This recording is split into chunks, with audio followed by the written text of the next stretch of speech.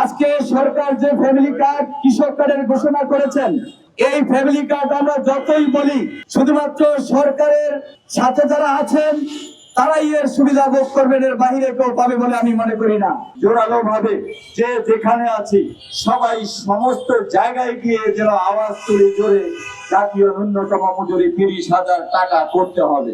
রাস্তায় শুয়ে পড়তেছে, খেয়ে না খেয়ে অনশন করতেছে, অথচ মাসের পর মাস ঘুরতেছে, অথচ সরকারের তাতে কোন রকমের টনক নড়তেছে না। প্রস্তাবিত বাজেট পুনর্বিবেচনা করে রেশন সহ সামাজিক সুরক্ষা খাতে বরাদ্দ দিতে হবে। অর্থ আছে, অথচ সেই শ্রমিকদের বাজেটে তেমন কোনো সুবিধা শ্রমিকদের জন্য রাখা হচ্ছে না।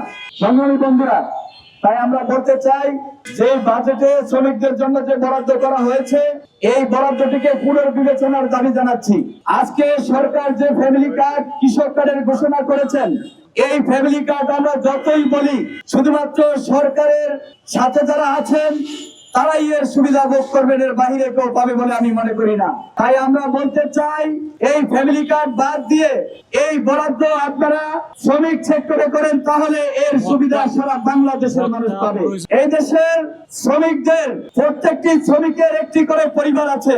আজকে আপনারা সেটা না ভেবে এই ফ্যামিলি কার্ডের মাধ্যমে যদি আপনারা শুধুমাত্র রাজনৈতিক সুবিধাভোগীদের দিকে তাকান তাহলে শ্রমিকদের কোনো উন্নয়ন হবে না।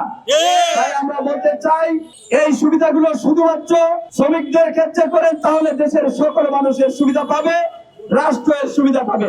আমি আরো বলতে চাই আজকে বিদ্যুতের দাম বৃদ্ধি হয়েছে, গ্যাসের দাম বৃদ্ধি হয়েছে, এতে করে এই সুবিধা সরকার এর পেলেও কিন্তু সেটা কিছু সংখ্যক মানুষের পকেটে যাবে। আমরা মনে করি আজকে বিদ্যুতের দাম বৃদ্ধি না হলে এই সুবিধা সারা দেশের মানুষ ভোগ করবে, কারণ বিদ্যুৎ সারা দেশের মানুষ ব্যবহার করে। আজকে কার্ডের মাধ্যমে কিছু সংখ্যক মানুষকে সুবিধা দেওয়ার নামে এটা করা ঠিক না।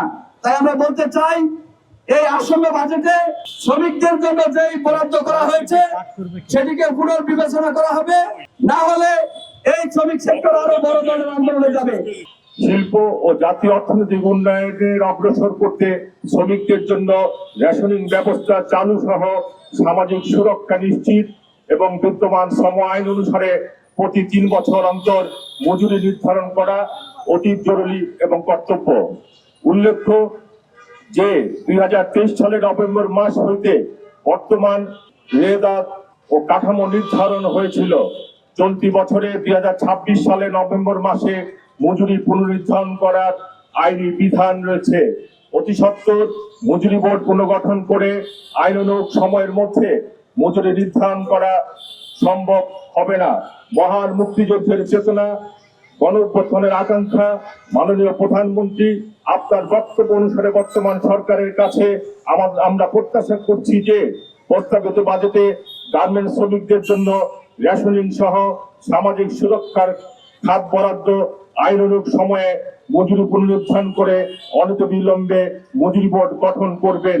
এইসব দাবি মুখের বলি নয়, আমাদের এইসব দাবি আমাদের যে একটি রাষ্ট্র বাংলাদেশ নামক রাষ্ট্র গঠিত হয়েছিল সেই মহান মুক্তিযুদ্ধের মাধ্যমে, সেই রাষ্ট্রের যে আমাদের মূল সংবিধান বাংলাদেশের সংবিধান, সেই সংবিধানে স্পষ্ট উল্লেখ আছে। 2য় ভাগে রাষ্ট্র পরিচালনার মূলনীতির জায়গায় বলা আছে কৃষক, শ্রমিক, অনগ্রসর যে জনগোষ্ঠী তাদেরকে শোষণ হইতে মুক্তি দান করিবে। অথচ আজকে আমরা শ্রমজীবী মানুষ সবচেয়ে বেশি শোষিত হচ্ছি। বাংলাদেশ নামক রাষ্ট্রটি গঠন হওয়ার পর থেকে আমাদেরকে সবসময় বঞ্চিত করছে। আমাদের যে ন্যায্য মজুরি, সেই মজুরির জায়গা থেকেও আমরা বলতে চাই আজকে যে বাংলাদেশ নামক রাষ্ট্রের বর্তমান পরিস্থিতিতে যে মূল্যস্ফীতি, যে শিক্ষার যে ব্যয়বহুলতা, চিকিৎসার যে ব্যয়বহুলতা, বাড়ি ভাড়া এবং সমস্ত কিছু মিলিয়ে একজন শ্রমিকের যে কষ্টের জীবন, সেখান থেকে মুক্তির জন্য আমাদের ইসকপ যে জাতীয় ন্যূনতম মজুরির দাবি জানিয়েছে, আমরা সোচ্চারভাবে জোরালোভাবে যে যেখানে আছি সবাই সমস্ত জায়গায় গিয়ে যেন আওয়াজ তুলে জোরে জাতীয় ন্যূনতম মজুরি 30,000 টাকা করতে হবে। প্রস্তাবিত বাজেট পুনর্বিবেচনা করে রেশন সহ সামাজিক সুরক্ষা খাতে বরাদ্দ দিতে হবে। সাবেক প্রধানমন্ত্রী বেগম খালেদা জিয়া, পরবর্তীকালের সরকার এবং বর্তমান সরকারও তাদের নির্বাচনী ইস্তাহারে এ বিষয়ে প্রতিশ্রুতি দিয়েছেন। আমাদের সামান্য মজুরিতে যখন জীবন চলে না, তখন রেশনিং ব্যবস্থা, চিকিৎসা ব্যবস্থা, আবাসনের ব্যবস্থা রাষ্ট্র এবং মালিক কর্তৃক যদি না করে, তাহলে যে শ্রমশক্তি আছে সেটি রক্ষা করাই সম্ভব হবে না। সুতরাং শ্রমিকের জীবন তো বটেই, একই সাথে বাংলাদেশের উৎপাদন এবং অর্থনীতির প্রয়োজনেই রেশন সহ সামাজিক সুরক্ষা খাতে বরাদ্দ দিতে হবে। প্রতিটি কারখানায় রেশনিং ব্যবস্থা চালু করতে হবে।